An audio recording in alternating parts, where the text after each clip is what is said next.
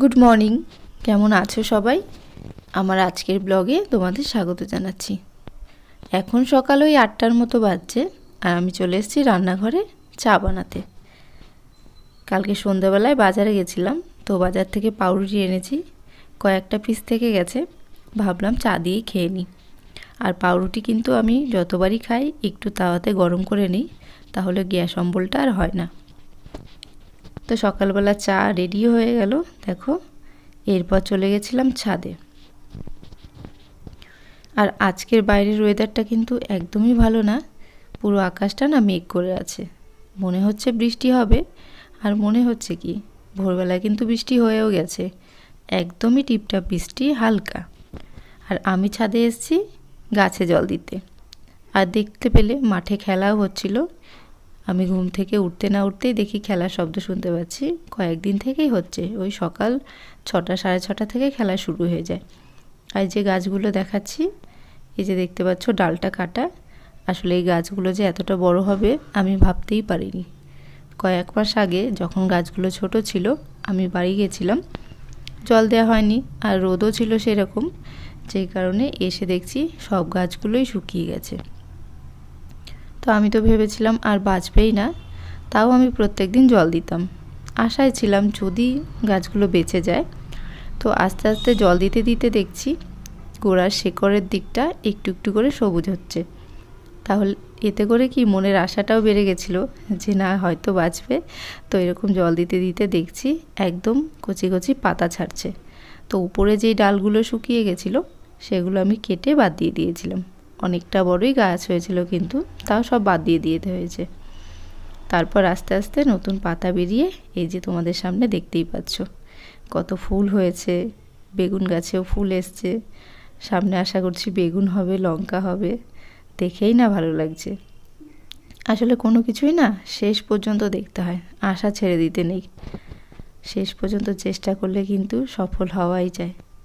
তেমনি আমাদের জীবনে কাজেও কিন্তু এইরকম, যতক্ষণ আশা থাকে সেই কাজটা করেই যেতে হয়, আশা কিন্তু ছাড়তে নেই। তো তারপর চলে এসেছিলাম নিচে, আর এখানে আমি রান্না বসিয়েও দিয়েছি। আজকে করছি ডিমের তরকারি। আর এই যে ডিমের তরকারি করছি, এটা কিন্তু ভাবতে গেলেই আমার একটু ভয় লাগে, কারণ আমি যতবারই ডিম রান্না করি বেশিরভাগ দিনটাই আমার ভালো লাগে না খেতে। তো এখানে ডিম আলু সেদ্ধ বসিয়ে দিয়ে আমি মশলাটাও কেটে নিয়েছি, ওই আদা রসুন পেঁয়াজ লঙ্কা এই সমস্ত কিছু। আর এখানে করব বেগুন ভাজা। আমার কিন্তু বেগুন ভাজা খেতে বেশ ভালো লাগে, প্রায় আমি বেগুন ভাজাটা করে থাকি। এখানে একটা ডিম সেদ্ধ করে শুভ্রকে দিতে যাব, একটু হাফ বয়েলের মতো হয়েছে, পুরো কিন্তু সেদ্ধ হয়নি। তো দেখো তারপর কড়াই বসিয়ে এখানে ডিম করে নিচ্ছি।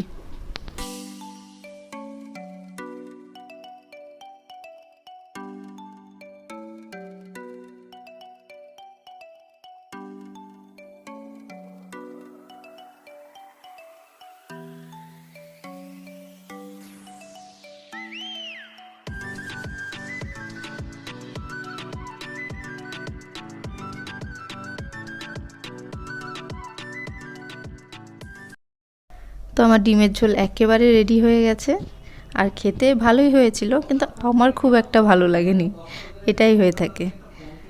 আর এখন দুপুরবেলায় খেলা যে তোমাদেরকে সকালবেলা দেখিয়েছিলাম না, এখনও খেলা হচ্ছে, সারা দিন খেলা হয়। আর আজকের ওয়েদারটা এমনই, সারা দিন কিন্তু বৃষ্টি হচ্ছে, কিন্তু বৃষ্টির কোনো ঠিক নেই। হঠাৎ দেখছি গুড়ি গুড়ি বৃষ্টি পড়ছে, আবার দেখছি নেই। এখানে দেখো কুল এবার যে বাড়ি গেছিলাম, বাড়ি যাওয়াতে একদিন হয়েছিল বৃষ্টি, তো অনেক কুল পড়াতে আমি সব কুড়িয়ে রেখেছিলাম, আসার সময় নিয়েও এসেছি। এই কুলগুলো শুকানোও হয়ে গেছে, এবার বানাবো আচার একদিন সময় করে। তো দেখো খুব সুন্দর করে কুলগুলো শুকিয়ে গেছে, আর কয়েকটা কিন্তু কালো কালোও হয়ে গেছে, জানি না কেন কালো হয়েছে। তো দেখি কবে আচার বানানো যায়, অবশ্যই তোমাদের সঙ্গে শেয়ার করব।